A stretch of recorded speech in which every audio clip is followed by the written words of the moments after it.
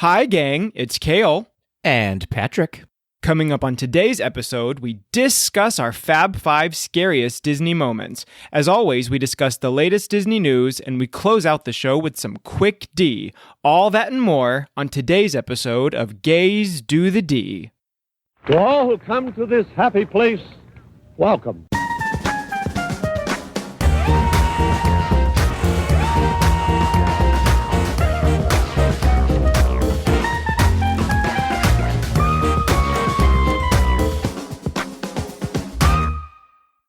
Patrick. She always says that. It's a little game we play every week. Same dippy little look on her face. Who are you? Who are you? Just like that. It's me, Becky Kozicki. That is one of my favorite so movies. Good. It's Drop so Dead good. Gorgeous is the best movie that's ever happened. Absolutely. The communal wine just proved too tempting for some of them. Sidewalks, Pastor? Sidewalks? It's so good. We've never talked about that movie ever, though. Have we not really? I don't think so.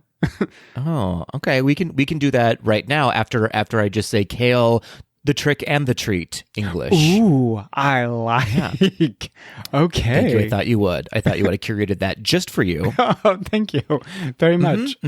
Yeah, my pleasure. My pleasure. Yeah, Drop Dead Gorgeous is probably the most underrated movie that's ever been in existence. Yes, absolutely. Yeah. So yeah, good. They filmed that here in Minneapolis, actually. Well, I figured as much.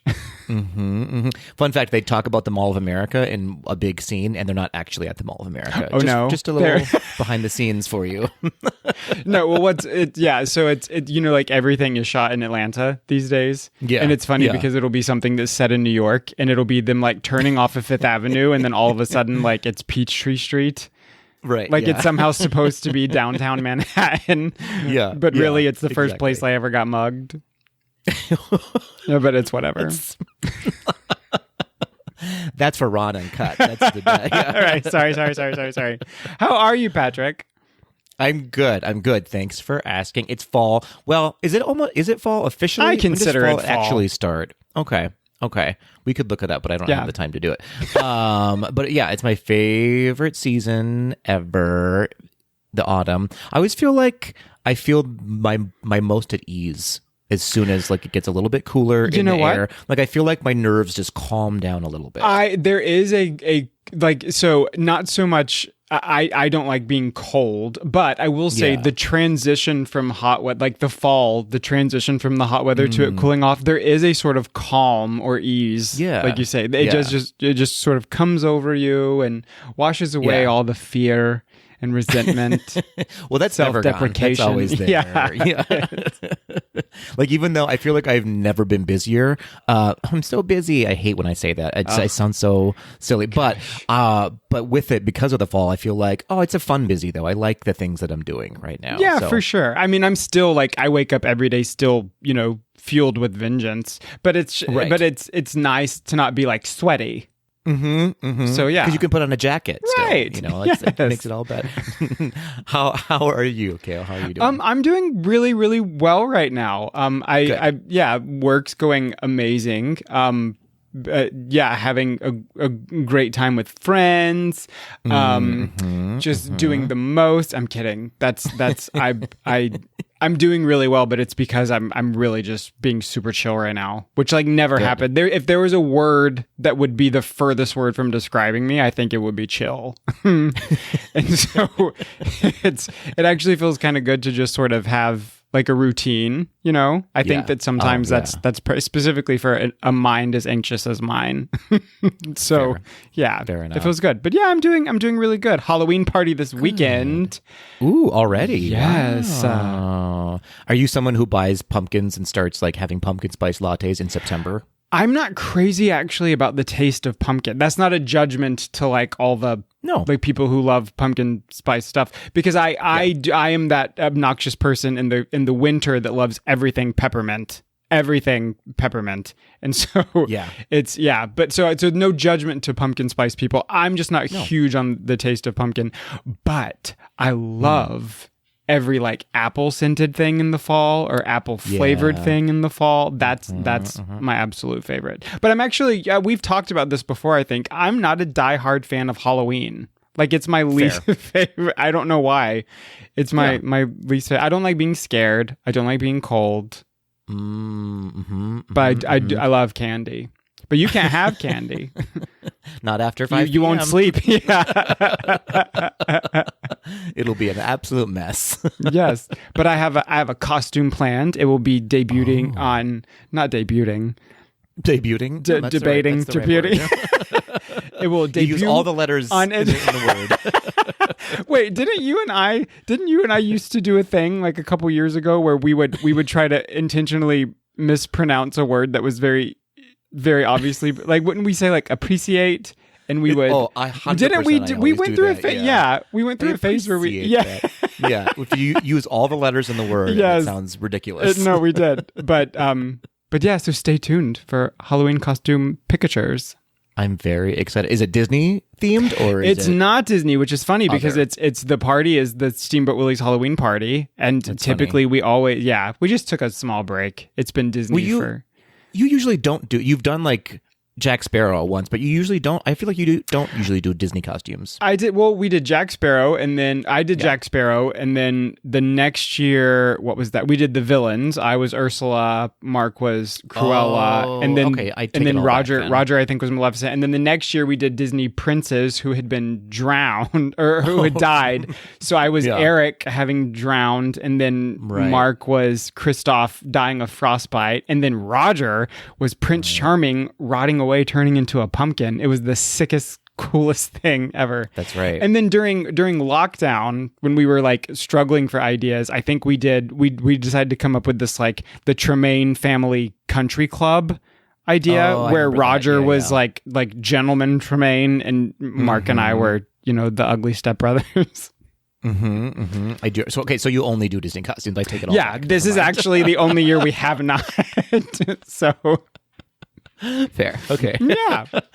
I don't know you at all. Amazing. All right. Well, should we do an episode? We're 7 minutes in and we have not talked about anything Disney other than your costumes. So far. Let's absolutely do it. Just real quick. Peter's gay. Gay! Alaska, Alaska. That's another Drop Dead Gorgeous reference. All right, well, let's just get into our favorite part. Let's start with dessert and get right into I'm celebrating. What do you say? I am down. All right. Do you want to kick us off into I'm celebrating this week? I will kick us off. Amazing. At Disney Dad Collective, Oogie Boogie Bash. Oh, I love the Oogie Boogie Bash. I'm interested in Disney Dad Collective. It's suggestive. Do you have a collection of Disney Dads that we can see? Are you a collection of Disney Dads? Like, are you like several dads? Yeah. Either way, right? We are down. Amazing! Had so much fun at the Oogie Boogie Bash. Congratulations on getting a ticket. I have never been. It's the best. It's my favorite thing. My favorite. All right, so we have at _ Mikey likes it saying my anniversary with my husband Joel of 7 years. We went to Disneyland and DCA. Congratulations, 7 years. Congratulations. That's amazing. It is. At traveling _theater _nerd, the start of haunt season. I'll be scare acting at Scream Zone, a local haunt in San Diego. Ooh, that's amazing. What's your character? Yes. I don't know. Does he have a backstory?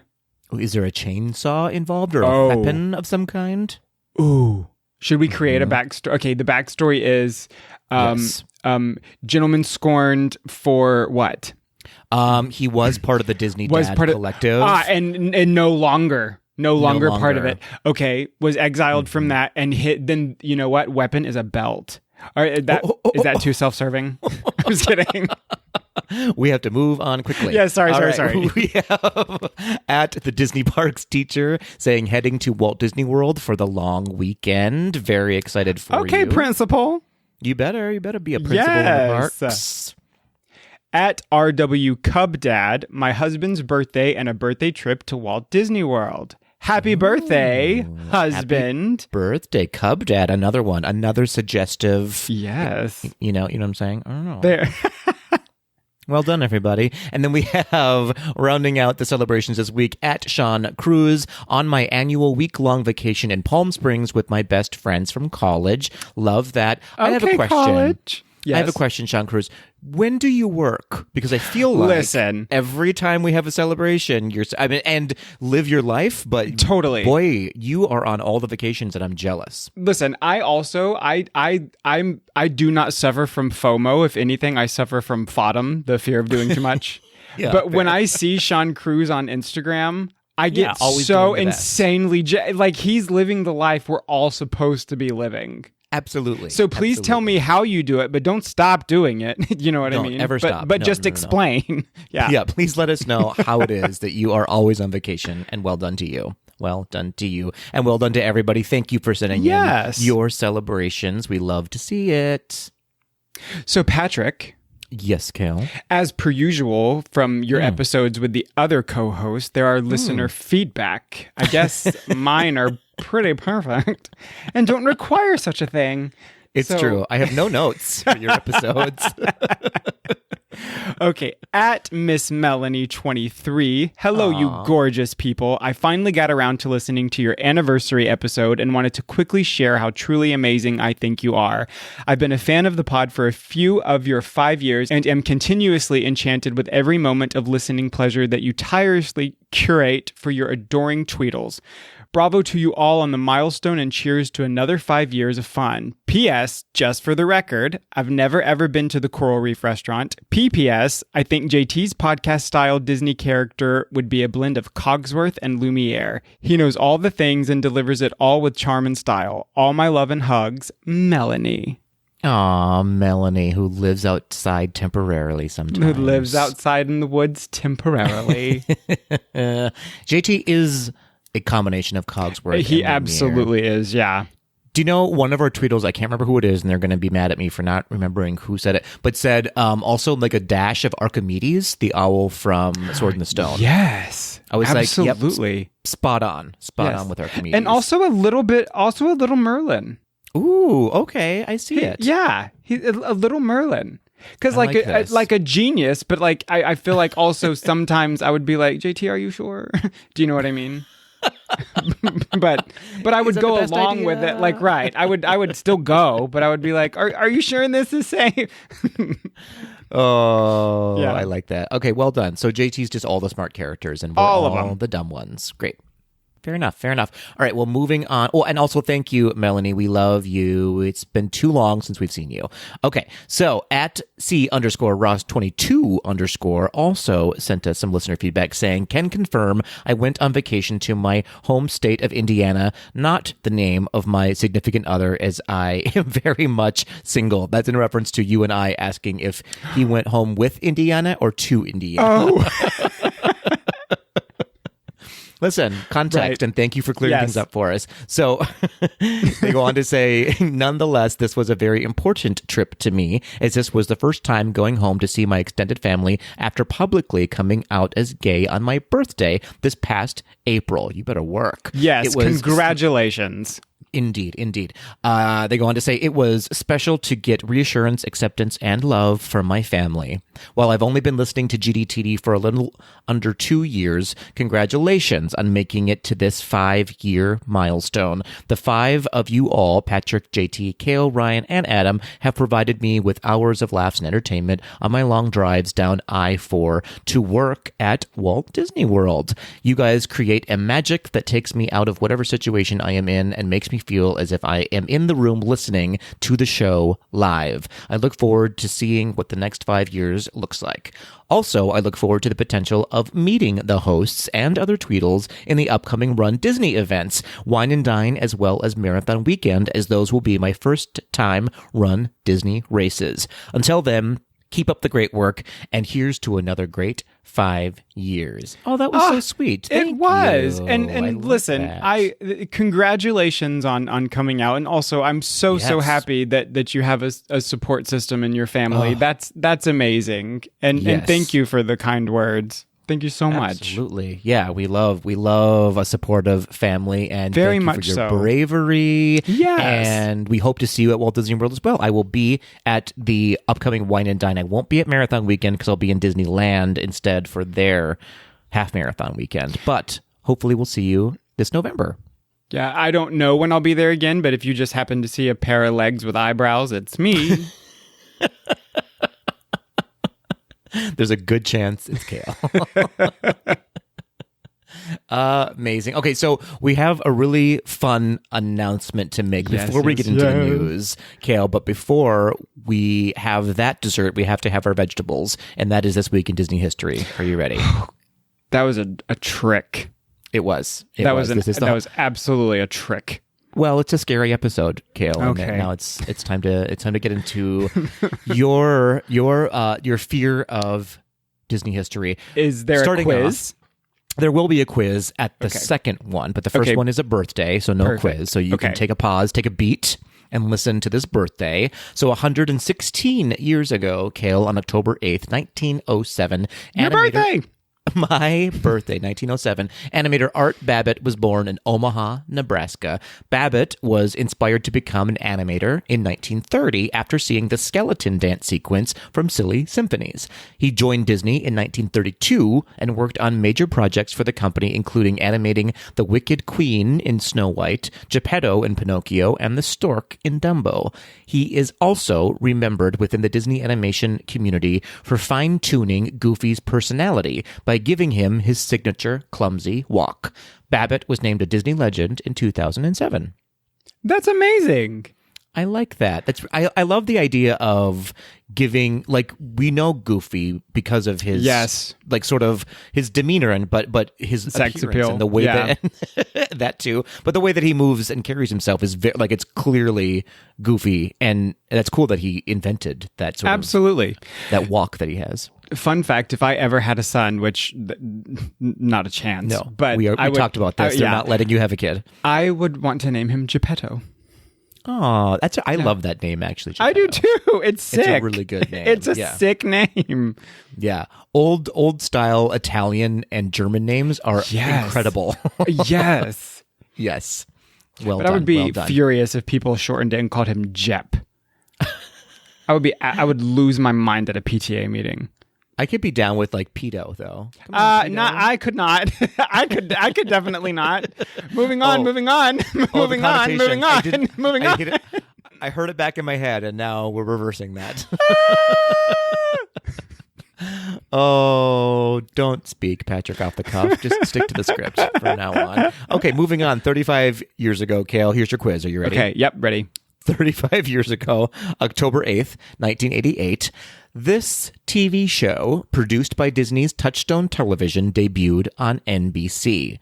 1988. Okay, gotta go back in time here. Okay. The show revolves around a pediatrician, Dr. Harry Weston, whose life is thrown a curveball when his two adult daughters move back in to the family home in Miami, Florida. Do you know it yet? Otherwise, I'll keep going. Have no... I keep going because I have no idea. This should help, but maybe we'll see. The show is a spin-off of the hit show The Golden Girls, whose characters are neighbors of the Weston family. Golden Palace? Isn't that a spin-off of Golden Girls? No. Is it? Maybe it is. But I think it is, but that doesn't sound like the right date. Isn't that when they made like a hotel? I think it was. Yeah, I think it was everybody except B. Arthur. But I have no idea what this is. This is the hit TV show Empty Nest. Okay, that does not sound like a hit TV show. It was on for quite a while, but this was definitely before your time. I'm guessing you never seen Empty Nest. No, okay. Never. I wasn't born until 89, so. I mean, it's true. I don't know why I'm laughing, but yeah, I'm laughing because it makes me sad. That's why it hurts my feelings. Sorry, I'm sorry. I'm sorry, my skin hurts. I mean, my age hurts. Yeah, well, that too. Empty Nest. I bet you a lot of our tweetles are like, "Yas, Empty Nest, come through." Oh yeah, no. Listen, if I don't know, this is one reason why I don't like this week in Disney history, because when I get it wrong, my DMs is just hate mail. Yeah. It's fair. straight up like, why don't you go jump off the roof? I mean, nobody has wow. ever said that. Nobody has ever. wow. But I exaggerate. I'm a wee dramatic. But they're just sort of Disagree. like, Kale, how could you not know, gorgeous? That kind of thing.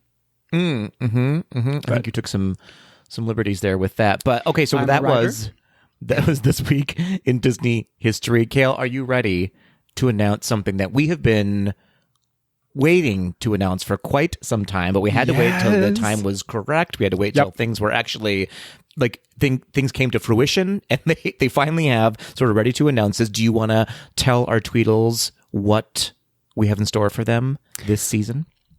We are giving you guys a GDTD 5K. That's right. So fun fact, I know he sort of has become like a behind the scenes celeb on the past couple of episodes, but I mentioned this to my boss and he is stoked about it. And during a one-on-one on Monday, literally asked me when it was happening and when it was going live. And I told him that I did not yet have that information. And so he will probably be the first person that signs up. Oh, fantastic. Fantastic. Yes. Well, so it will be live as of the drop date of this episode. So Monday, what is that? Monday the 8th, October 8th. Yes. Is when this will go live. It'll be on Eventbrite. You can find it on our website. We'll be sure to post about it on Instagram and all of the places. But so we are holding our very first ever virtual 5K to celebrate our 5-year anniversary. So it's a 5-year 5K. The medals just came in. They are really they're sick. Really adorable. They're absolutely sick. Yeah. It's our logo. It says 5-year 5K on it. So these will be a one of a kind. You can only get them this year. Should we do more races in the future? This is the only year you're going to be able to get this specific medal. We're only not giving away, but we only made 100 of them. So there are 100 spots available. I believe the cost is it $50, $55? It's something like that. But all of the money that we make is going to go to the Trevor Project. So anything beyond the admin costs of making the medals, of shipping them out to you once you've ordered them, will go directly toward the Trevor Project. So we are basically, this is totally a fundraiser, a passion project. It's going to be so much fun. I think so. So basically now, through the end of the year, you can sign up to join our virtual 5K. You can run, you can walk, you can ride, you can wheel, you can crawl, whatever you need to do. This is supposed to be an all-inclusive event for anybody. You can do it one day. You can do it over the course of 5 days, a month, however long you want to do it. That is up to you. We just want to encourage you to join us and raise awareness and money for the Trevor Project. It took us 5 years to come up with this idea. If it takes you 5 years to finish, we can't say anything. You know what I mean? It totally feels that way, though. You and I have been talking about this for a very long time. Forever. Yeah. It is not the easiest thing in the world to get medals made, turns out. No, I'm exhausted. You should be. You did so much of the heavy lifting, Kale. So much of it. Yeah, he literally sent me a picture and was like, "What do you think of this?" And I was like, "It's perfect." that was quite literally my. And not only that, but he even.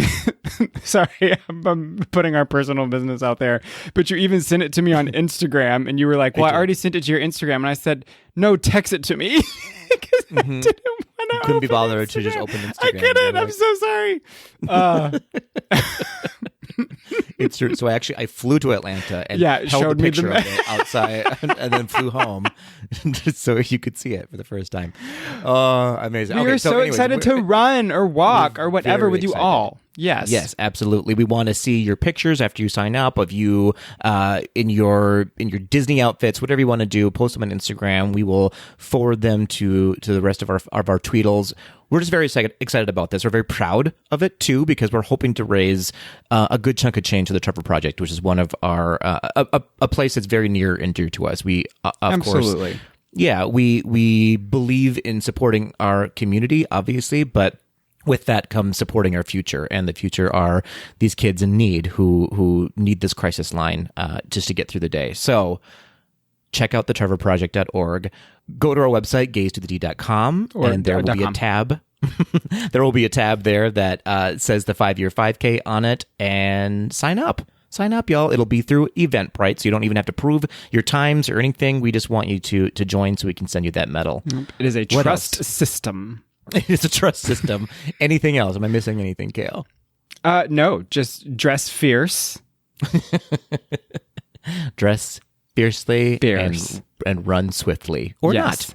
Or walk. Or do whatever. Briskly. Do whatever. Or just sit down and don't do it. Yeah, just don't wear the do medal. It. Right. Who cares? All are welcome here. We don't care what you do. To all who come to this happy race, welcome. I like it. Well done. Well done with the pun there. I like that you think that you're the first one who said better that. than all who come to this happy race. Yes. Who else has said this? Well, it's on our website, but that's fine. No, it's not. It really is. On the tab where it says, "Oh, Tweedles. Oh, this is my favorite day." Oh, no. I'm dragging Kale. I do know we have a website. Remember when I asked you, Kale, if you had looked at it and just so you could give me some notes? You're like, yeah, it looks great. With the website. Yes. No, even better than that. Do you remember the time where you sent out a test episode for me to listen to, and then I was like, it sounds great, but had listened to the wrong episode? Mm-hmm. I sure do. And you were like, it sounded great because I accidentally put twice the audio in for like 45 minutes. And I was like, no, you sure didn't. It sounded perfect. It sounded published and ready to go. Actually, yeah. Like, this should be up for an award. Oh, well, none of that is news, but no. After announcing all of that and revealing all of our flaws, and by ours, I mean Kale's, what do you say, Kale? We get into the news. News, talking about news. I put it on the website so you wouldn't know where the news is, would you? No clue.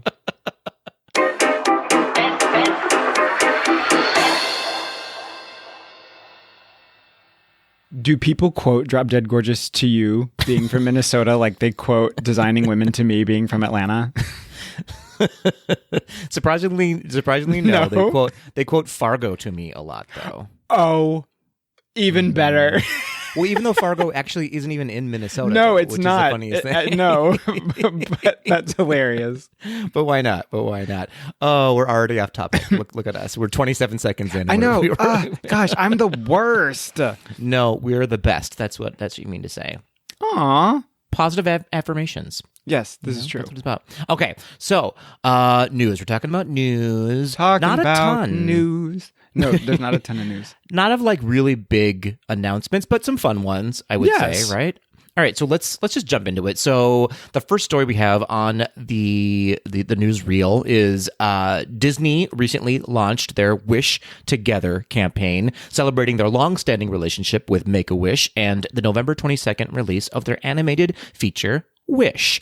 So now, through January 31st, 2024, you can enter a sweepstakes to win a host of different prizes, including a 3-night stay in a club-level concierge room at a Disney Deluxe resort, which will then lead into a Disney cruise to the Bahamas on board the Disney Wish in a 1-bedroom concierge suite. So, for every entry Disney receives, $5 will be donated to Make-A-Wish until they reach a $1 million donation. And additionally, Disney's launching a new Wish collection with costumes, apparel, toys, and plush from the new movie. With that, Disney will donate 10% of every sale from that new line also to the Make-A-Wish Foundation until they reach an additional $1 million in donations. For more information on this campaign, you can visit disney.com/wish together. I love when Disney does stuff like this. I think it's super fun. I do too. I think it's precious. Yeah. And it's I feel like they're really putting a lot into this new movie Wish. I hate to do this, but I have high hopes for it, which usually means it's not going to be good, but I actually do think this is going to be like a groundbreaking movie. I do too. I mean, everything that I've seen of it so far, it really does look pretty incredible. So, yeah, I'm excited. Yeah, absolutely. And how about that prize? Yes. I feel like that's one of the biggest prizes Disney's ever given away. I mean, like that's a huge price tag on a package like that. Oh, it's absolutely a huge price tag. Do you know what's funny though is that all you ever hear is people talk about how the one stateroom in Cinderella Castle, how it's only used for giveaways. Isn't it funny how they never tell you what giveaway that is? It's not, you can never you never know. Giveaways and Beyonce, I think it's the standard when Beyonce. I believe she actually did say. I think celebrities get to stay there if they want to. Probably. Well. Probably. Yeah. She was like she probably was upset that the castle was so small. Probably. She was like, I should have stayed home. That's what she said. She always thinks that, I feel like. I mean, she's Beyonce. What can get better than being herself? Oh, I can tell you what's better than Beyonce. Is it our next news story? Yes. Agreed. Yes. Winnie the Pooh meet and greet moves back inside the United Kingdom pavilion at Epcot. Stop the presses. Stop the presses. Right. Attention, single ladies. Since the pandemic, Winnie the Pooh has been wandering the gardens at Epcot with a butterfly net and what looked like an amazing acid trip in his dairy-on jeans. As of right now, Winnie the Pooh has found his way home to the UK pavilion in Epcot for daily meet and greets in Christopher Robin's room. No word on if other characters from the 100 Acre Wood will be joining Pooh. Have you ever done this character spot to meet Winnie the Pooh in the? I have. We probably have differing opinions on it. You go ahead. I think it's super cute. I love it. I think it's adorable. But I also Winnie the Pooh and the 100 Acre Wood is one of my very favorite movies as well. Yeah. So it's nostalgic for me. But why don't you like it? So the only time I've ever done it was immediately after running the Marathon Weekend 10K. And so I was exhausted already.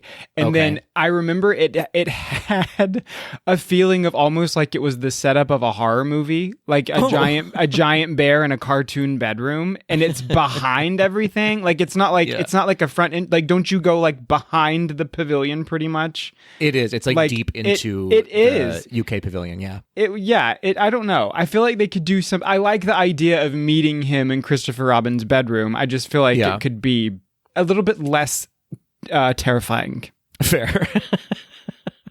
Fair enough. Okay, yeah, we have vastly different opinions about that. Yes. But whether or not you enjoy this meet and greet, it is indeed back. So it is back. Hopefully you like it. Oh, okay. So moving on, there is now a new theme park management bachelor's degree available for cast members through the Disney Aspire program, which is pretty cool. So hourly, full-time, and part-time Disney cast members based in the U.S. can now utilize the Disney Aspire program to pursue a Bachelor of Science degree in theme park management from the University of Central Florida. Now, the description of the degree reads, the theme park and attraction management program will immerse you in the managerial, creative, and technological aspects of the theme park industry. Our courses are designed to help you understand the complex industry, design and manage successful theme parks and attractions while developing the leadership, communication, critical thinking, and collaborative skills you'll need for your career in theme park and attraction management. Our key industry partnerships with some of Orlando's biggest names will expose you to national and global attractions, industry leaders in the classroom, as well as unmatched internship and job placement opportunities. Hopefully, this degree is better than the person who wrote the description for that degree, because it read a little clunky to me, didn't it? It's a very clunky read. Yeah, I'm glad that now I'm kind of glad I got Winnie the Pooh. Do you think this is Bob Iger's attempt at finding a successor, like through this college program? They're just gonna find someone fresh. Yeah, I mean, here's the thing. I'm all for things like this. This is one of those things where we really won't know how successful it is until we have like the first cohort. Do you know what I mean? And so, I mean, I'm exciting. It's exciting. It's very, very cool. It's really funny because do you remember when they closed the Disney College program temporarily during the pandemic? It was like all of a sudden all you heard was a lot of things about it and then also nothing at all. Right. And so it's cool that they've announced that this is happening. Yeah, absolutely. And the Disney Aspire program is a really cool thing that they launched a while ago, actually. So for those who don't know, the Disney Inspire program, it launched back in 2018, so like a year and a half before the pandemic. It's a 100% tuition paid education investment program for hourly Disney cast members. So through the program, Disney pays for college tuition, and it allows cast members in the U.S. to continue their education across a network of schools that have joined the program. So it's a really neat thing. I think it's still, like, you're right, it still remains to be seen whether or not it's successful, because it hasn't had enough time to have like people out in the industry who have graduated from this program yet. But do you want to pull a Gloria Steinem, like when she dressed up as a Playboy bunny and wrote her manifesto, and you and I show up as cast members and be like, "Hi, we're Paul and Godric." No, that's wow. Yeah, I'm sorry. Wow. I couldn't. That was a long walk around the block. I'm sorry. For a joke that didn't pay off. Sorry. All right, let's move on. What do we have next? The 2024 Epcot narrators have been announced. Are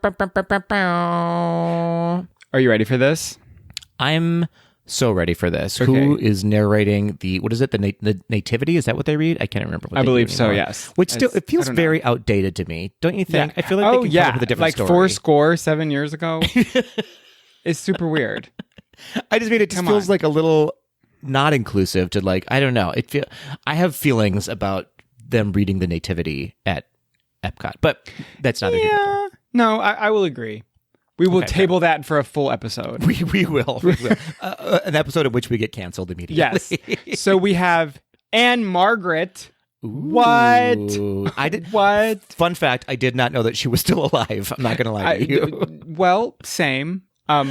Same. But not only am I glad she's alive, I'm glad she's going to Epcot. You know what I mean? Do you... Do you think she's going to sing the Hanky Panky song from Newsies? I hope she sings the Hanky Panky song from Newsies. I hope if it snows, she does that little thing she does in Grumpy Old Men, where she just rolls around in the snow. Was it you and I that had a full conversation about Grumpy Old Men the other day on the phone? Yes, because also filmed in Minnesota. That's right. Listen, I'm going to take a brief pause. Patrick and I had a full conversation the other night about fishing. But ice fishing. Ice fishing. And I do not believe that he's really gone, but he swears on everything. Yeah. It's a real thing. And then he was shocked to learn that I do not have a fishing pole in the house. I mean, I feel like, what are you doing with your life if you don't have a fishing pole in your house? No. And then we ended the conversation when we couldn't figure out why it was called a tackle box. That's right. Yeah. I'm still confused by it, but here we are.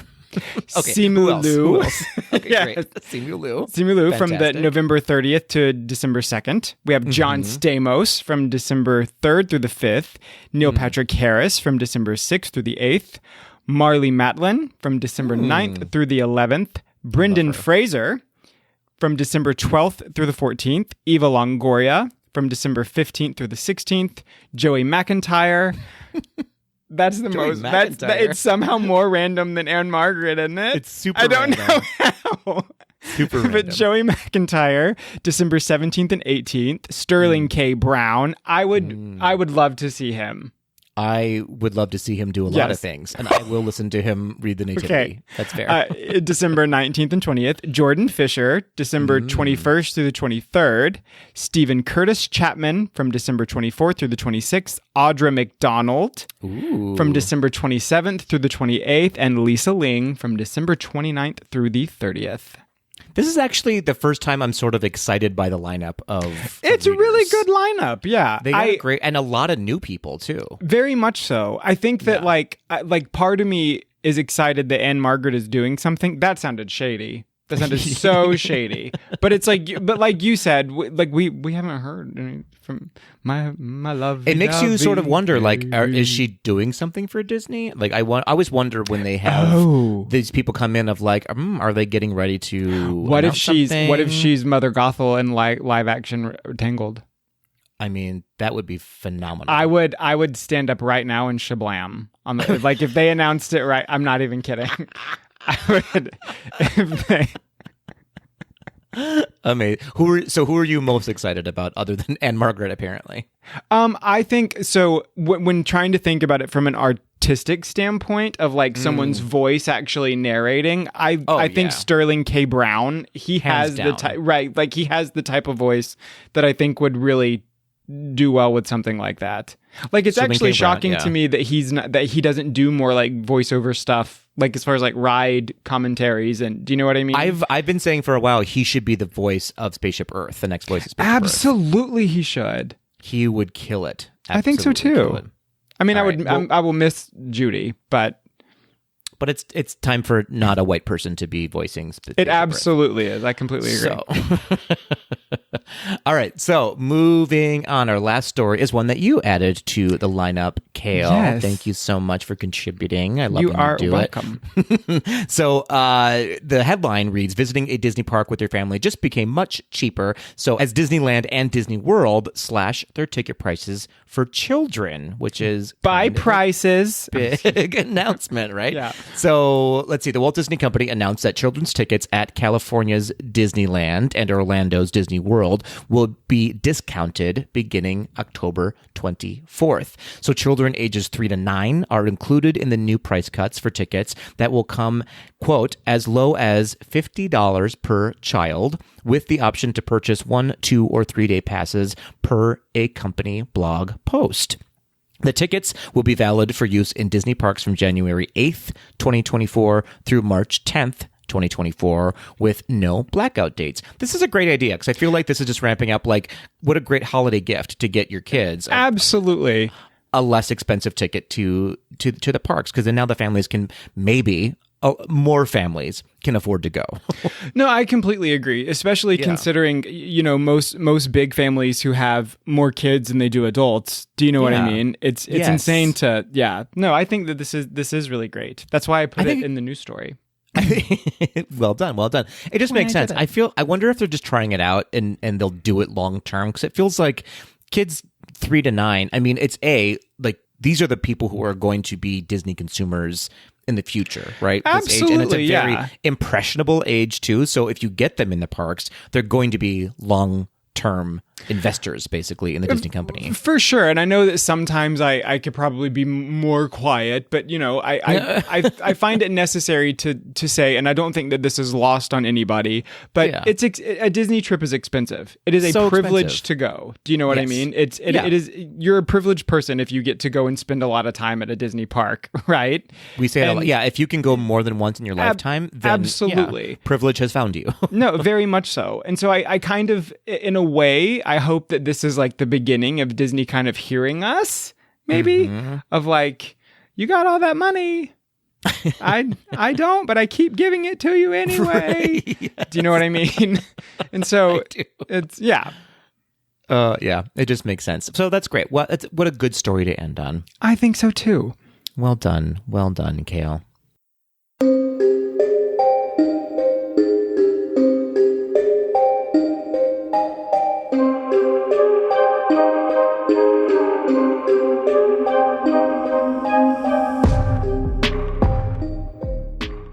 Peter's gay. Apparently, we're starting every single segment with a quote from Drop Dead Gorgeous today. Which I mean, I guess the title alone is apropos for this episode of Drop Dead, right? Things that scare you. Oh, Drop yes, Dead, absolutely. I tried so hard to make that connection. For a second, I thought you were paying me a compliment and saying Drop Dead Gorgeous, and then you just said Drop Dead, and I was like, wow. Yeah, Drop Dead. Cool. Yeah, just Drop Dead. Yeah, end of sentence. So what are we doing today, PK? I have no idea. I just woke up, and I don't know what's going on. Lights, camera, action, me without a stitch of makeup on.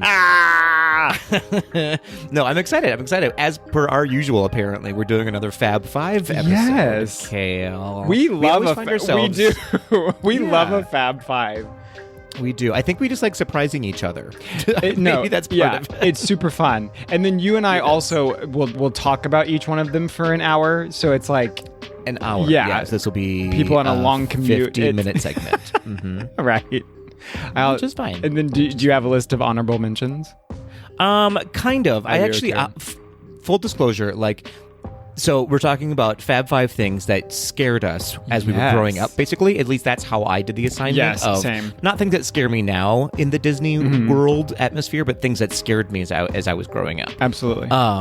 And so, not that it was like super difficult to find things, but like specific things that other people will relate to. But I think I curated a pretty good list. Same. And we did all types of Disney media. So it could be anything. Yes. This could be the parks. This could be movies, TV shows, just general people, like, toys. Maybe who knows? Right. Yeah, Anything. who can say? Anything. I'm excited because this is one of the more general topics that we've done that doesn't have It is. Like, a specific It was niche. vague, right? It was but we did good. This one was a fun one. Yeah, and I have a feel I'll be surprised if we have any crossovers. There's one on my list that might cross over, but we'll see. I have only one that doesn't pertain to childhood specifically. Ooh, yeah, but well, two technically are girls, but fantastic. Did you put them in an actual order of like 1 through 5, or are these all? Just typically mine. I have like one that like stands out that could be like the last one, and then the rest of them I not really.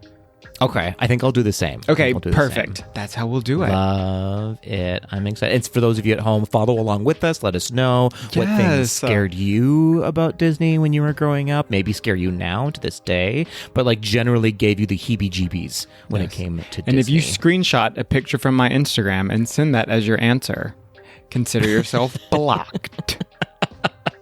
And consider yourself starred as a best friend in my Instagram. Yes, I'm looking at you, my boss. Just kidding. Just kidding. Okay, who wants to go first? I'll go first. Tell me. This is your episode. Oh, wow. Who wants to go first, and why is it me? Right. Okay. All right. Give us your number 5 scariest thing in Disney history. Okay, so this one is very. It's every part of it, and I don't know why, because as many times now as I've been on this Disney ride, you would think that I would have gotten used to it at this point, but it is literally everything on Earth about Tower of Terror.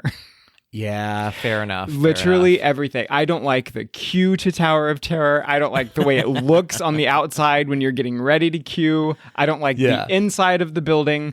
My least favorite thing in the world is occasionally you actually get a really great cast member that when your elevator door is closing, they'll yell something out at the last minute like, "Hey, whatever you do, don't." And no, I hate it. I absolutely hate it. And a lot of that is because of the anticipation. So that's the thing. Yeah. If I can ever like score a fast pass or genie or pass or whatever, typically it's not as bad because I'm not super built up with anxiety by the time I sit down on it. But even when the sort of lift crawls out and every part of it, I'm just like, it's happening, and it's like it's happening, and it's like, and so I will never not be terrified ever. There is actually a picture of you and I that is we will not share it to the public. Yes, but it's not for public consumption. No. Yeah, it's a scary way. And when you're in the queue itself, outside, all you can hear is screams. That's literally it. Screams. That's literally, and I also feel like it is the most poorly lit queue at night. Like, do you know what I mean? It feels like you're somehow sneaking into a mansion. You're just in line for a ride. I like that use of like it is the anticipation. It absolutely is. Itself. And then let me tell you what some. Ooh, almost cursed. I'm sorry. What some person did to me the very first time I ever wrote it. I was going to say, do you remember the first time you ever wrote it? I absolutely do. And let me tell you exactly how I remember, because some a-hole, you know what A stands for, right? Absolutely amazing person. Yeah, right. Mm-hmm. So I was actually with Mark and Roger. It was not one of them. It was somebody else we were with. But we were in the room where they're sort of showing you the little pre-show thing on the TV, and I'm already anxious. It's clear that I'm anxious. Mark and Roger always know that when I get that way, they just sort of, stand by and act secure but not, they very much sort of let me just breathe through it, and they're always there for support. But this person reached like sort of right under my shirt and did like a jump scare while I was in there. Absolutely and not. It was the meanest thing ever. And Yes. that person is your partner to this day. No. I have only laid eyes on that person once since, and I farted into his handbag. Oh, that's a lot. That's the scariest thing I could think of. Well, So I that's do my it whole list. again. I do it again. What's yours? Fantastic. So that wasn't one from your childhood necessarily, but that is just a general one that scares you at all times. All times. I like it. All of mine, I think, are specifically about my childhood. So are you ready for my first one? Ready. Okay, you're going to laugh at me, but this scared me. And we actually talked about, we already talked about Winnie the Pooh and how I really love that movie. The Many Adventures of Winnie the Pooh. The Heffalumps and Woozles scared the bejesus out of me as a kid. It was the creepiest thing in the entire world to me, the Heffalumps and Woozles sequence within The Many Adventures of Winnie the Pooh. Do you know what I'm talking about right now? I absolutely do, but let me tell you something. That somehow was stored in a place in my brain that, like, until you just said it, I've not even thought about it in forever. Because it's so weird. It's the weirdest thing, and it's one of those weird that like kids can't comprehend that. It's like for me in my head, I was like, this is uncomfortable to a level that I don't understand what's going on, and it's just the stuff of nightmares of all these things that are like basically trying to kill Winnie the Pooh in his dreams. Basically, I did not like it.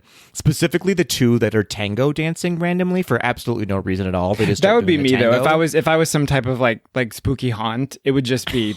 It would just be fun all the time. You do the foxtrot instead. Yeah, absolutely. If I was that demon in The Exorcist that possessed Linda Blair, it would just be tap dancing all the time. Pot of array, but the whole thing. Into that. No, but yeah. So the Heffalumps and Woozles sequence in the many, just always it was. I usually would fast forward it because I was like, this is not for me. I can't do it right now. No, I get it.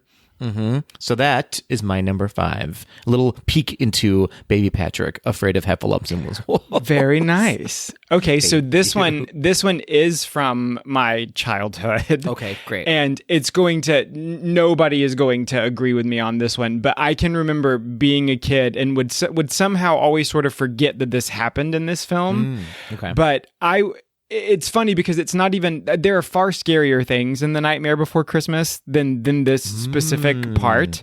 Mm-hmm. But I can remember every time as a kid when I would watch this film and Dr. Finkelstein would open up his head and you saw his brain. Yes. It was the most terrifying thing in the entire world to me. And then at one point you see him take a portion of his brain out of his head and put it into the creature that he's working on.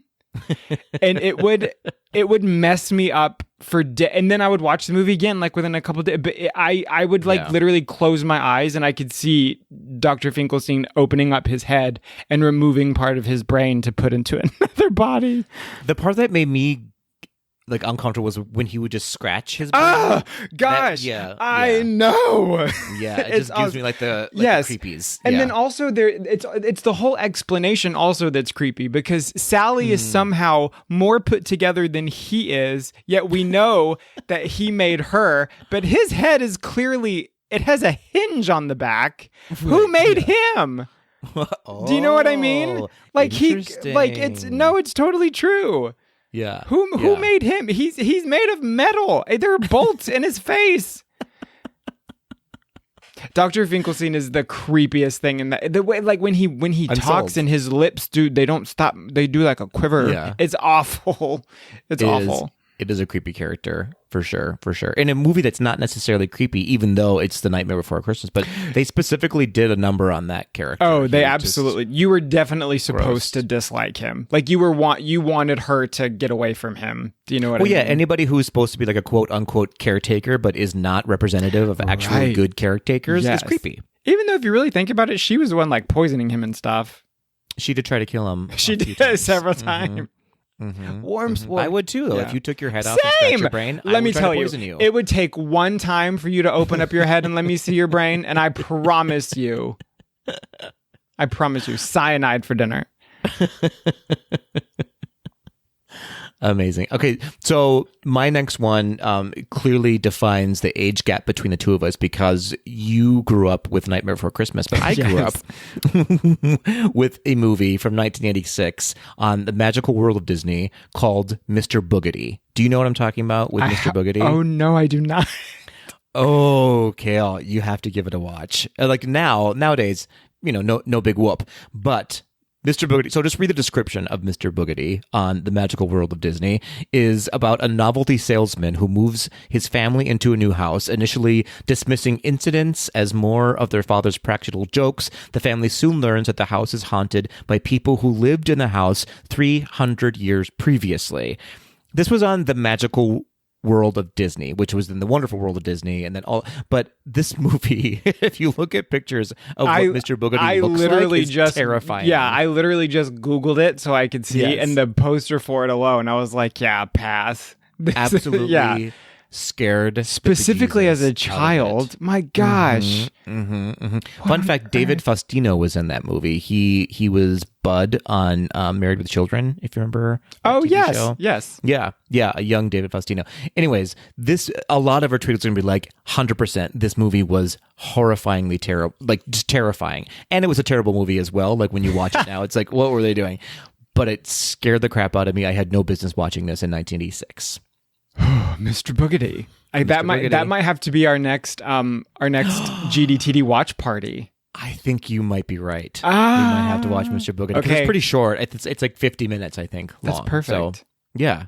Okay, everybody stay tuned. Stay tuned. Or you have an assignment to go out and watch Mr. Boogedy because it is creeptastic. Absolutely. Yeah. Okay, so my next one is ironically one that has appeared on another Fab Five list that we've done before. Now I'm trying to think of what it would be. Yes. Okay. So because when I tried to think of like fear or like scary things, I tried to think of like something that truly like traumatized me, right? Yeah. And I think I've mentioned that Mrs. Quail from Bambi.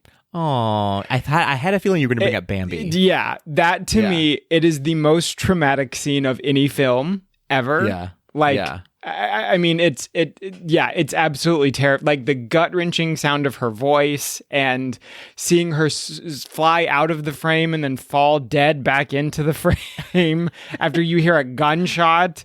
I mean, my gosh, it's Yeah, I mean, I still, like, in my head, if I close my eyes, I can hear the voice plain as day, and I probably have not watched that movie, like, in a while, but Mrs. Quail from Bambi, poor dear. Just, that movie messed up a lot of kids, I feel like. Oh, for sure. Well, everybody talks about the mom. Think about it. It's so beautiful. It's such a beautiful movie, and the mom dies, and that's tragic too. But like, just like the living in fear part of it. Gosh, like, I know. This is horrifying. Well, and like, I mean, I know a lot of films do this nowadays, but at the time of Bambi, it was sort of rare that with scenes that were supposed to be dark or they were supposed to be traumatic, that there was a score that followed the background. A lot of times, if you watch films from that era, it was silent if there's supposed to be something serious. But during even that scene with Mrs. Quail, the music is so eerie. It's funny to me that like somehow got past Disney people. Do you know what I mean? Like, listen to this, all minor chords while she gets shot. And it's like, shoot her from like, the sky. Right. Yes. It's totally true. But that to me, as a kid, I can remember that like, so you with the heffalumps and woozles, I can remember fast forwarding and just pretending like Mrs. Quail got out. Like Phoebe from she's Friends. Fine. Like, we stop watching before it happens. And that's when my mom would turn it off and say, the end. The end. Oh, Travis, put down the gun. Put down the gun. Okay, so my next one is kind of along the lines of that one for you. So mine, although, well, the movie came out kind of around the same time. I'm talking about the movie Fantasia. Specifically, the Rite of Spring sequence by Igor Stravinsky. This is the one that had the dinosaurs in it, if you remember this. I do. This whole sequence really shook me to the core as a kid because, I don't know, like, little Patrick was already panicky about everything, right? And death was a huge thing. This is gonna get real dark. A huge thing on my mind a lot for some reason. Like it's the scariest thing in the world. And so here's this thing in Fantasia where, as a kid, you're like, oh, this is just gonna be really fun cartoon set to really interesting music. No, they're serving us the creation of the Earth, followed by dinosaurs, with the T-Rex killing one of the dinosaurs that you're supposed to fall in love with, the Stegosaurus, and then followed by the death of all living things on the planet. Like, they just massive destruction of the planet Earth. This is traumatizing for a kid to watch. No, I will completely agree. It is like burned into my mind, the terrifying sequence that is the rite of spring in the movie Fantasia. I did not like it. I still am like, I don't know. It's a lot. It's a lot to take on as a kid. No, absolutely. So hilarious. My next one is also a scene from Fantasia. No way. I swear. Okay. So this is really, really funny because I actually really respect it now and think it's amazing. Sure. But when I was a kid, I loved Fantasia. And there were scenes of it like where I would have to sort of like look away or you know. But I can remember Chernobog. The Bald Mountain sequence. Yeah. I can remember that being utterly terrifying. Like his like sort of no eyes, but do you know what I mean? Like the entire just shape of him and how he like there wasn't really like a backstory as to why he was just like this destructive monster. He was just there and a destructive monster. Right. And so I can remember that was just like a true, like it wasn't like traumatic. It was just truly something that was terrifying to look at. Similar to your Mr. Boogedy, right? like it was just honestly terrifying. But it's really funny because now as an adult, like when I do watch Fantasia, I actually thoroughly enjoy that sequence. Like I can appreciate things about it that I didn't as a kid, obviously. Oh, same. But, like if we go back and watch Fantasia now, I'm sure like we'll pick up on some things that are like, oh, that's so interesting the way they did totally, that. yeah. But it was not, I mean, you know, I'm not going to say it was not for kids, but it was a lot of those sequences were a lot to take on as a kid. Oh my gosh, yes, absolutely. They were just dealing with really heavy topics that I was not ready for when I watched it for the first time. Yeah. Completely agree. All right, so Fantasia, officially a horror film. Yep. According to us. Okay. There's got to be a trailer out there that's like Fantasia the horror cut. You know how people Somebody's do that? Done it. I'm going to find it. Yeah. If not, someone get on the case. Get on the case immediately.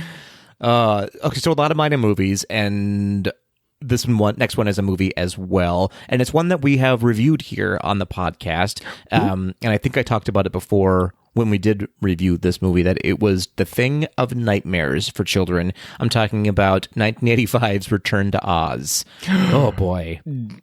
Everything about this movie is horrifying. Not even on my radar, and you're absolutely correct. Yes. That one was so out of sight, out of mind, but you're absolutely correct. I mean, if I'm being honest, like Fairuza Balk is already just kind of eerie. Scary. Yeah, she's like, she's truly. I love her, but she is not of this planet. She is otherworldly. There's something. She's been dead for years. Well, and that's the concept sort of Return to Oz, right? Is that Dorothy's been through this traumatic experience, and she's sort of dead behind the eyes, and it's like what an actress to play somebody dead behind the eyes.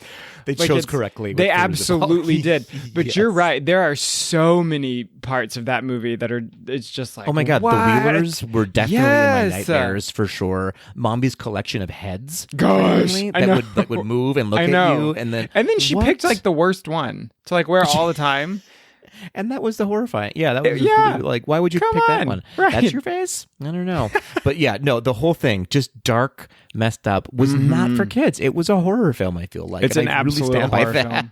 No, completely. I totally agree.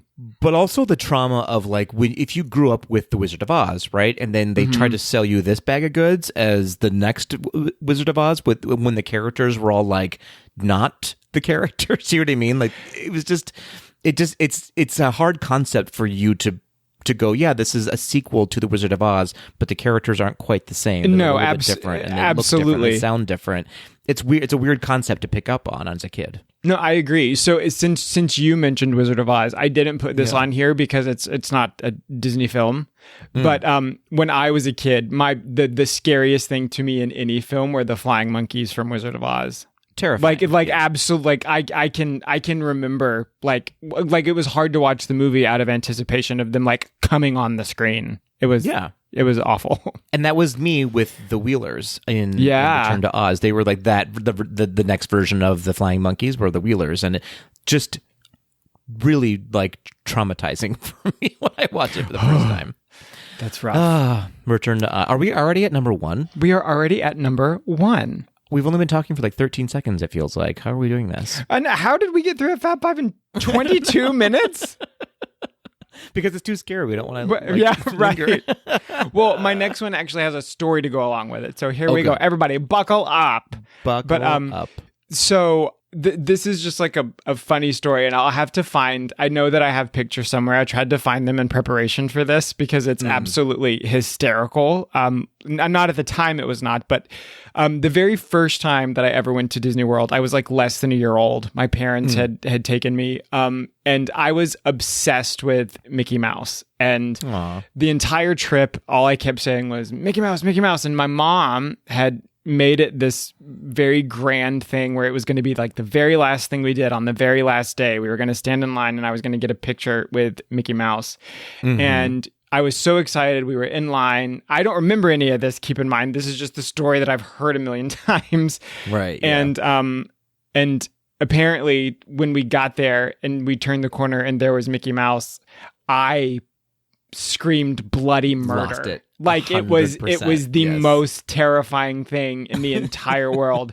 And there is literally a picture of Mickey Mouse trying to hold me, but I am straight up leaping away from him, off of him, like trying to get away. And it's somehow like the creepiest picture because it looks like he's kind of holding me, but what else is he supposed to do? Do you know what I mean? And my mom obviously was like, no, he's taking a picture with him, darn it. You know, we traveled this far. Yeah. Moms in the 90s were on some, but well, they weren't. Absolutely. They would give their kids to anybody. Oh, for sure. In the 80s and 90s. Right. Not only that, but they'd be like, you asked for that habanero, you're going to finish it. That was, no kidding. Amazing. So Mickey Mouse is your number 1. Mickey, right. when I was a kid, it's so funny because everything I had was Mickey Mouse sheets, Mickey Mouse shirts, shoes, everything. And then I got to Disney World and it was like, no! Absolutely not. Absolutely not. Okay, so ready. Do you want to know something really funny? Yes. That's my number 1 as well. Oh my gosh, is it? Well, it's just generally costumed characters. Oh. From Patrick's past. Terrifying. Absolutely not. Thing of nightmares. Would not go near them. I was the kid who there's not a clean picture of me with Santa Claus. You know what I mean? Like there's money. Absolutely not. So no, Disney costume characters, monsters to Patrick as to baby Patrick. That's actually interesting because I know you and we share a lot of the same sort of like anxieties and fears and stuff like that. That's actually surprising to me though. Really? Yeah, I don't know why. I feel like you would, like, if we were kids together, that you would have been the one that was like, "Come on, let's go, quit crying." Well, and I don't think it was like necessarily like in my head. It was definitely like it was Winnie the Pooh, it was Mickey, but it was the knowledge maybe somewhere that this wasn't correct. No, totally. I understand. You know what I mean? That, yes. There's a stranger in there, and I don't want them around me because you know what I mean. There was just something unsafe about it for me when I was little. I can remember specifically being a kid and not liking that the face was so still. But in hindsight, if the face moved, that probably would have been more terrifying. Do you know what I mean? Yes. Like, I don't know why it was weird that the face was still, because obviously if Mickey Mouse would have opened his mouth, I'd have been like, hey, he's gonna eat me, but it is. Yeah. So did you happen to have any, well, first of all, who's the costume character that was the most terrifying? Do you have a specific one? I don't know if I have a specific one. I think it's just any costume character. I was just Really? like, I'm not into it. Absolutely not into it. Which is funny because today I really love taking pictures with costume characters. Yeah. But I hate meeting face characters. Because they try and talk to you. I don't, and it just makes me feel awkward. And they do such a good job. They are the best in the world at what they do, especially at Disney, the face characters. But I don't want them to talk to me. I don't want to chat. I don't want it. I know. So did you have any honorable mentions? Not really. I mean, Watcher in the Woods, movies like that for sure, but I think that they were too old for me to really have latched onto. And I didn't watch them all the time. They weren't like super horrifying to me. Yeah. But yeah. What about you? So I had a couple actually. So this one is one that really happened as an adult, but I can remember the first time watching Toy Story 3 when they're getting ready. They're in the incinerator, essentially. Yeah. That was pretty terrifying. But anxiety. This, I remember, I didn't put this one on my actual list, even though it was truly traumatically terrifying. But because I actually think as a kid, I only ever watched this movie one time, and it might be because of this scene, but it's Olivia's kidnapping in The Great Mouse Detective. Oh, wow. Yeah. Okay. I remember there was like a weird fear that I had as a child of being abducted, which is hilarious because anybody who takes me is bound to bring me back. But like return to sender. Right. Absolutely. Right. Yeah. Sorry. They'll have like with $20 clipped to my collar. We'll pretend this never happened. Right. But no, I can remember that being like the very last part. You sort of hear her scream, and then there's and then it's like raining maybe, and you like. But I can remember that like the first time, and I've probably actually only ever seen it one time, so that's why it didn't make the list because I tried to think of things that were consistently very vivid. Yeah, no. Well, and that sort of released something in my memory now too. But I totally latch onto that and I had that experience with The Rescuers too, with the little girl who was kidnapped. And when you're with strangers, scared the crap out of me. Gosh, no, I did not like strangers, and having a whole movie of this little girl who's with strangers who are making her do awful things was terrifying. Absolutely terrifying. Yeah, absolutely for sure.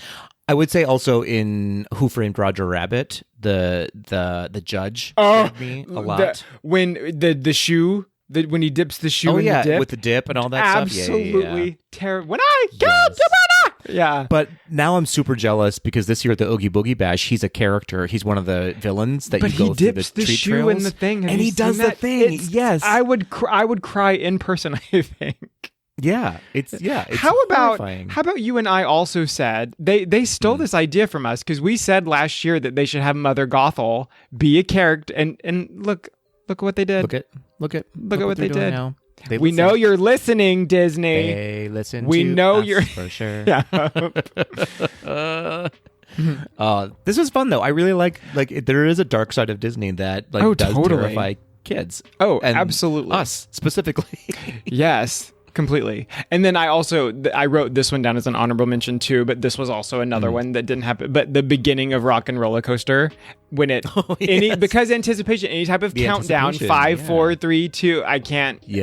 Once it's off, I'm having a fun time. But that one's better for me than the one that terrifies me, if we're talking about rides, is the top of the mountain on Everest, where you're about to go backwards. Oh, and you're yeah. waiting for it to go, and it's always different. You know it's about to happen, but it's about to happen, and it's about to be horrifying. So yeah, that one always scares me. That ride in general scares me. In my head, I'm always like, what if the track doesn't switch? You know what I mean? I'm always completely. No, I listen. You are preaching to the choir right now because it's all I think about all the time. And then you always see people like taking off the hair bows and throwing because that's a thing that they do. Part of me is always like, what if one of those gets stuck in the wheel? And then because I'm telling you right, because I'm telling you right now, if that happens and we make it off of here, I'm kicking your a-hole. Do you know what the A stands for? Yeah. So, but truthfully, it's terrifying. And then there's also the most terrifying part of that ride for me is the boys always make fun of me for saying this. The Steamboat Willies, they always make fun of me for saying this, but I hate when I'm in a seat and I can look down and I see raw track. which is like literally just the one track and then nothing. Do you see what I'm saying? Yes. Like there's nothing attached. And so if you're sitting, like when you're sitting on Everest, if you're sitting in the seat to the right and you look down, it's just down. It's just raw track and then down. Yes. And then nothing. No safety rail. Nothing. Absolutely nothing. That's my least favorite thing is raw track. That's my number. That's my number one. I don't know where I heard that or why I call raw it that. Track. But it's always what raw track. I can't sit in that seat. Look at the raw track. I'm serious. That is absolutely the name of your autobiography. Raw track. Raw track. Yeah. By Kale English. Oh, amazing. Okay, so I'm super excited to hear. This was fun. I'm super excited to hear, though, whatever. I have a feeling that our Tweedles have really messed up stories about Disney. Oh, I'm sure. And we want to hear all of them. We want to know all of it. We want to know all of your terrifying secrets from Disney parks, Disney movies, TV shows, characters that scared you, all of it. Let all us know. of it. Open your box of fears for us. Yes. Open your Dr. Finkelstein brain and scratch it for us. Be sure to bring your death certificate. Ooh. Did it sound good? No, but it was a good attempt. Okay, no, Yeah, you try. was- You try. No, I'm not gonna try. we have some time. So impression off. Here we go. You always since make fun mine of me. sucked, why don't you go ahead? Yours was flawless. Work. Work death certificate. Slay.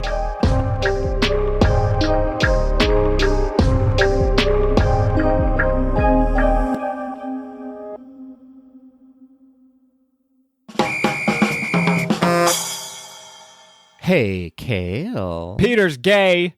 Gay. You already did that one. That's the fourth time I've done it. You haven't paid any attention. I never do. Hey, Patrick. Yes, Kale. Are you ready for some quick tea? We've never taken the song that far. We haven't. It's going to get further and further. Yeah. We're just going to sing the entire. Eventually, musical yeah. quick tea next time.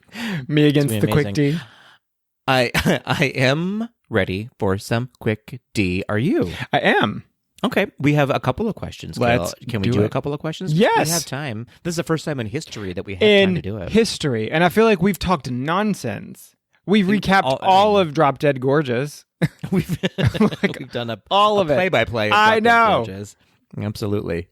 Okay, so we have 2 questions to read from our Tweedles. Thank you, Tweedles. We love when you send us your quick tea questions. They bring us joy. The first one, I think we've already answered the first one, but is from Hibdonde. Okay. Hibdonde asks, which candlelight processional celebrity narrator would you like to, I'm going to use the phrase Disney Plus and chill with? Oh.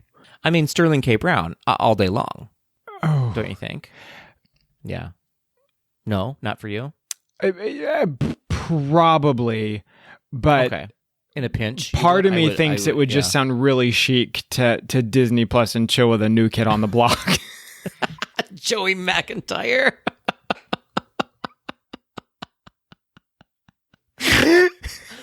Oh no.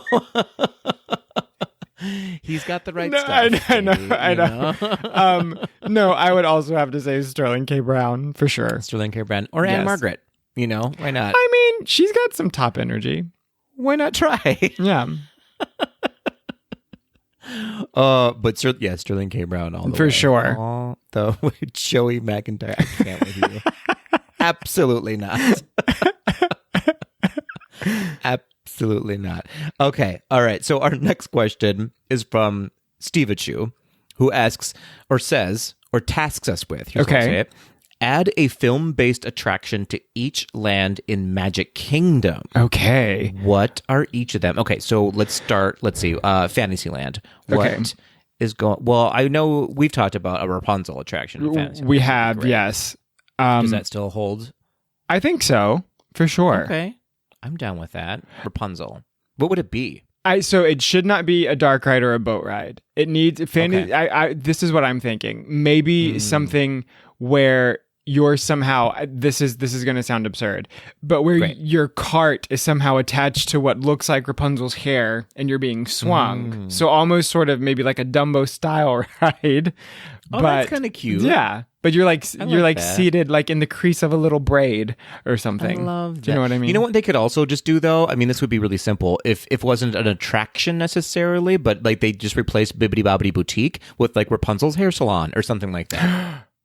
Wouldn't that be cute? I can't believe they haven't done that. I mean, come on. Genius idea. Hello. It's Yes. time to update it to Rapunzel's Update hair. it. Update Bibbidi-bobbidi it. Okay. Boutique. So Rapunzel it is. Okay, let's work in clockwise. So Fantasyland. Fantasyland. Okay, so Adventureland? Yes. Adventureland. What's going in Adventureland? I'm going to say I'm trying to think of like an adventure. Yeah, one that's not already. Movie. Yeah, hold on. It's not already there. We can do this. We can do this. What about something from Up? Up's kind of an adventurous. I feel like Up would be in Fantasyland. Do you? I do kinda. But they're on like an excursion. Yeah. Oh, I guess you're right. I'm not going to sell you on it if you're, No, listen. hold on. I don't know why can't I think of any. Because they could just replace the magic carpets with like a balloon ride or something. That's exactly that end of. That's exactly what they should do. You're exactly right. And Yes. that's on period. Yes. Okay. Great. Okay, so what's next? What do we have? Frontierland. Okay. Frontierland. Old Yeller's Shooting Arcade. Oh my gosh. Oh my gosh. Yes, that's exactly. Jesus. Okay. Or the Bambi Shooting Arcade could also be in. The Mrs. Quail. Yeah. The Mrs. Quail yeah. Arcade. That's horrific, but I'm with it. I'm into It is. Okay. It's super morbid. Okay. Okay. What's next? Liberty Square? Liberty Square. Yeah. What's in Liberty Square? Okay. What's old timey? Well, I guess we have to do the Mr. Boogedy House of Haunts. The Mr. Boogedy. Yeah. There's already we already have the Haunted Mansion. We can't do that. Okay. Let's Liberty think. Square. Liberty Square. Liberty Square. Liberty Square. What's Give Me Liberty or Give Me Square? This shouldn't be that hard. No, it shouldn't. But why is it? I'm struggling with all of them. Every There's single nothing one. like colonial, I guess, about. You know what Liberty Square could use? Like a Mr. Toad's Wild Ride could be there. Yes. Put that there. Or Mr. Toad's Wild Ride or something based off of Holes. The movie. Why is that? Why is that in Liberty Square? Like some type of like a square peg in a round hole or something? Like, no, why? because because in the movie Holes, isn't there flashbacks to like the colonial times where am I completely wrong? I have no idea. I've actually never seen the movie Holes, so I have no idea. It's not like a great movie, but you should watch Holes. It's not bad. Did you think I was being Patrick is he is crying. Patrick is in tears. It's just the weirdest thing. You could have given me infinity guesses, and I never would have said Holes. You would have said Holes. In Liberty Square. When you watch Holes, Clearly. maybe it will make sense to you, y'all. He has tears running down his face. Oh, that's ridiculous. Okay, Holes it is in Liberty Square. Okay. What do we have left? We have Tomorrowland. The Xenon Dance Party in Tomorrowland. Xenon Dance Party. Completely down. Y'all. Also Holes. Also I guess, Holes. It's the dumbest thing I've ever heard in my life.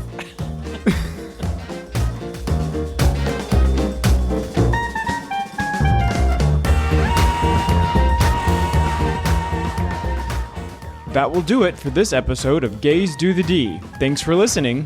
To become a patron of the podcast, visit our website at gaysdothed.com/donate. For a donation of any amount, you can receive exclusive Gays Do the D content and help us continue to bring you the very best Disney news and discussions. Continue the conversation after this episode on Instagram and Twitter at GDTD Podcast. Submit your questions or show ideas to info@gaysdothed.com. Have a great week, everybody. See you real soon.